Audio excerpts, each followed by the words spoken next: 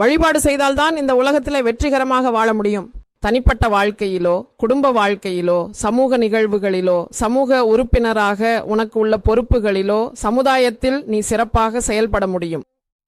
நீ எப்போது வழிபாட்டிற்கு அதிக முக்கியத்துவம் கொடுக்கிறாயோ, உன் நாளை வழிபாட்டுடன் தொடங்கு, நாளை வழிபாட்டுடன் முடி. நீ தினத்தை வழிபாட்டுடன், தேவையான பிரார்த்தனையுடன் தொடங்குகிறாய். ஒரு பக்தர் இப்படி சொல்கிறார், வழிபாடு என்பது காலை ஒரு சாவியாகவும் மாலை ஒரு பூட்டாகவும் இருக்கிறது. அது காலை ஒரு சாவியாக செயல்படுகிறது. அந்த நாளில் முழுவதும் கடவுளின் பதில் கிடைக்கும்படி. மீண்டும் தூங்கச் செல்லும் போது அது பூட்டாக செயல்படுகிறது. பாதுகாப்பு. கடவுளுக்கு ஸ்தோத்திரம்.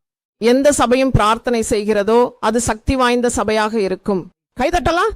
கடவுளுக்கு ஸ்தோத்திரம். சர்வ வல்லமையுள்ள, கருணையுள்ள, அன்பான கடவுளுக்கு எங்கள் இருதயத்தின் ஆழத்திலிருந்து ஸ்தோத்திரங்கள் உண்டாகட்டும். அவருடைய அளவற்ற கிருபைக்கும் இரக்கத்திற்கும், நம்மை வழிநடத்தும் அவருடைய தெய்வீக திட்டங்களுக்கும் நாங்கள் நன்றி செலுத்துகிறோம். ஒவ்வொரு நாளும் அவருடைய மகத்துவத்தையும், அவருடைய படைப்பின் அற்புதங்களையும், நம் வாழ்வில் அவர் செய்யும் எண்ணற்ற நன்மைகளையும் நினைத்து நாங்கள் அவரை போற்றுகிறோம். அவருடைய நாமம் என்றென்றும் மகிமைப்படுத்தப்படட்டும். அவருடைய அன்பு நம்மை எப்போதும் சூழ்ந்திருக்கட்டும்.